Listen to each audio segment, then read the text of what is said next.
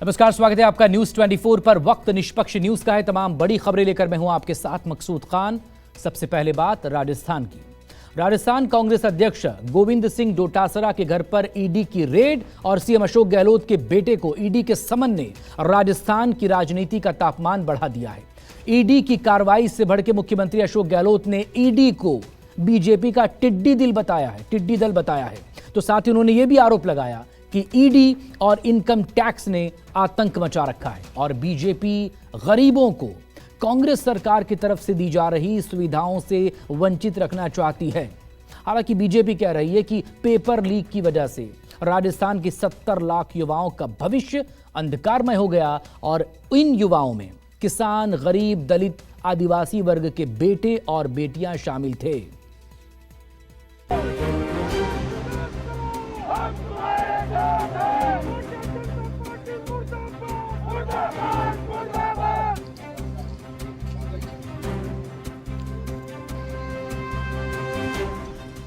जयपुर में रेड, सीकर में रेड।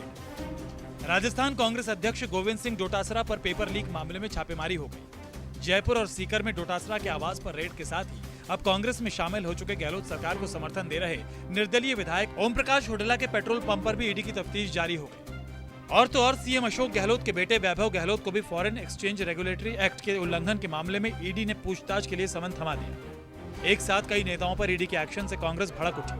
डोटासरा के आवास के भीतर ईडी की रेड चल रही थी और बाहर कांग्रेस कार्यकर्ता नारेबाजी करने लगे।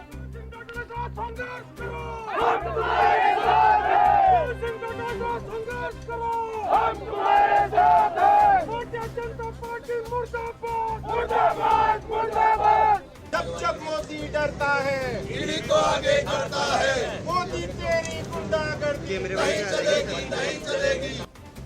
बुधवार को ही झुंझुनू में प्रियंका गांधी की रैली के मंच से सीएम अशोक गहलोत ने राजस्थान के चुनावी रण में 2 नई गारंटियों का ऐलान कर सियासी बढ़त बनाई थी।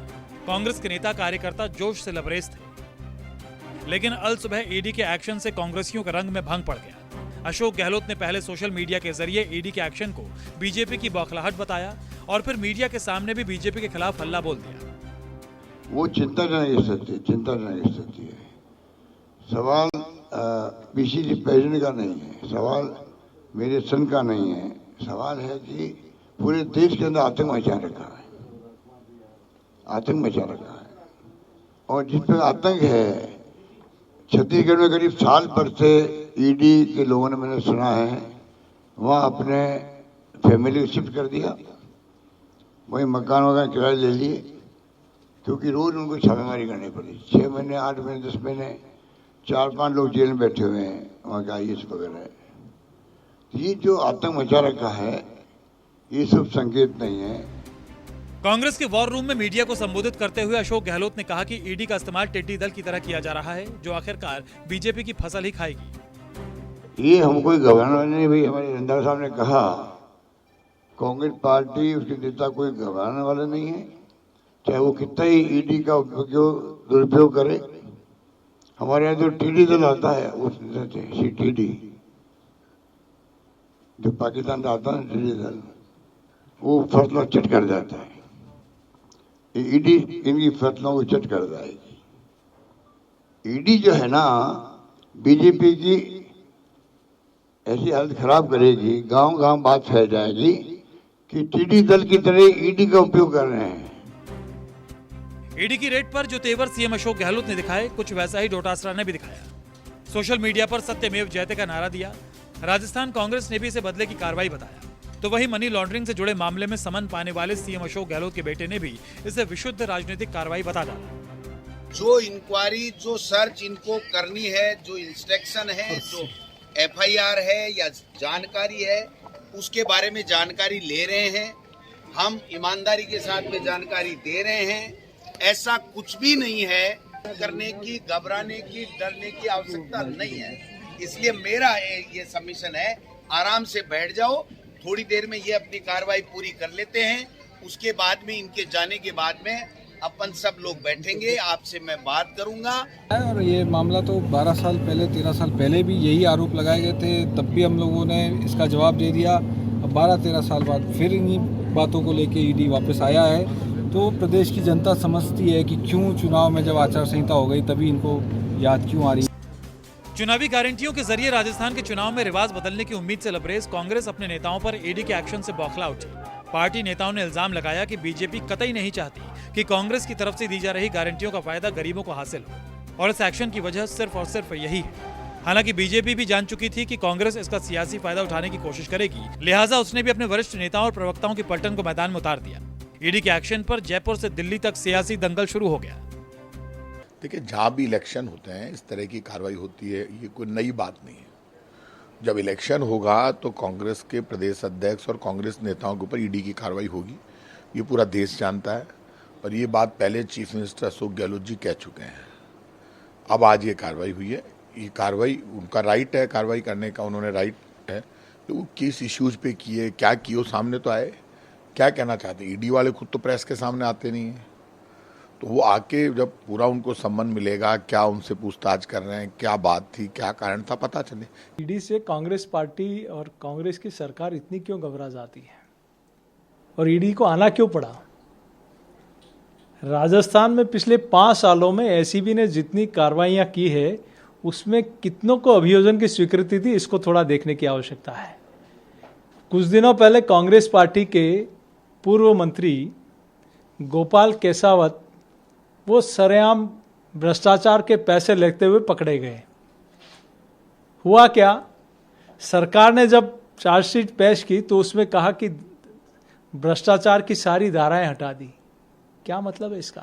जो ईडी का रेड होना, अगर उनके पास कोई था तो कोड ऑफ कंडक्ट से पहले 3 साल से हमारे प्रेसिडेंट हैं और 1 साल पहले भी रेड हो सकती थी।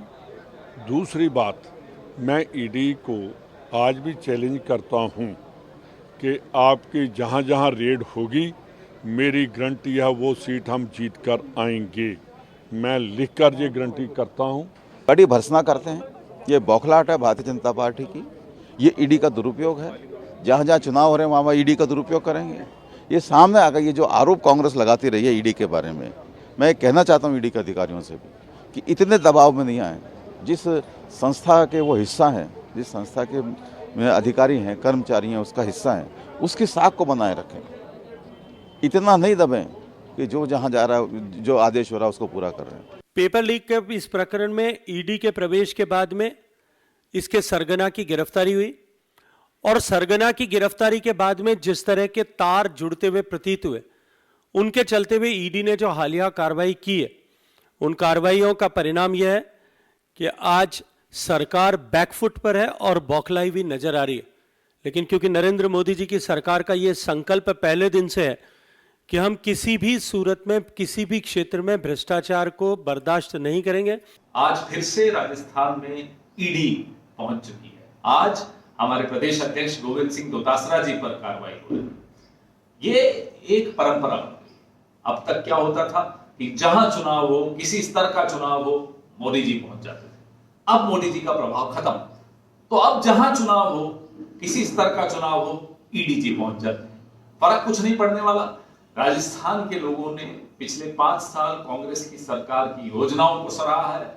इस बार फिर से वो कांग्रेस को आशीर्वाद देना चाहते हैं। अलग अलग टाइम पे ईडी का कार्रवाई पहले भी होता रहा है, बाकी प्रदेशों में भी हुआ है, और जिन लोगों ने इसमें इन्वॉल्व है उनके ऊपर जब कैश पकड़ा गया, स्वयं एसीबी वाले पकड़ा गया, पुलिस पकड़े थे, उसका मनी लॉन्ड्रिंग और जो एक कैश का व्यवहार जो देखने के बाद ईडी ने समय समय पर कार्रवाई किया है, आज भी कार्रवाई की है। अशोक गहलोत जी को हराने के लिए कोशिश की है बीजेपी ने।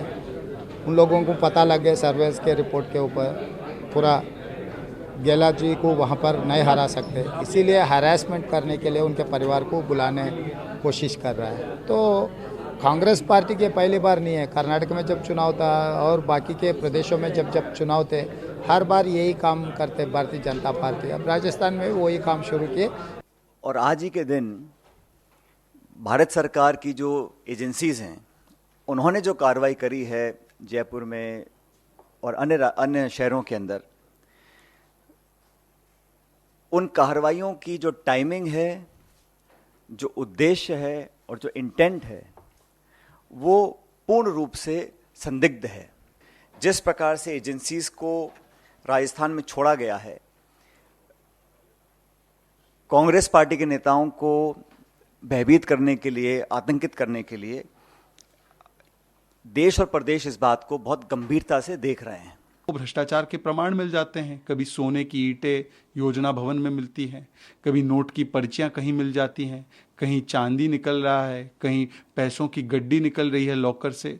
तो भ्रष्टाचार के प्रमाण तो आपके सामने है राजस्थान में, जो 4.5-5 साल भ्रष्टाचार किया गया है।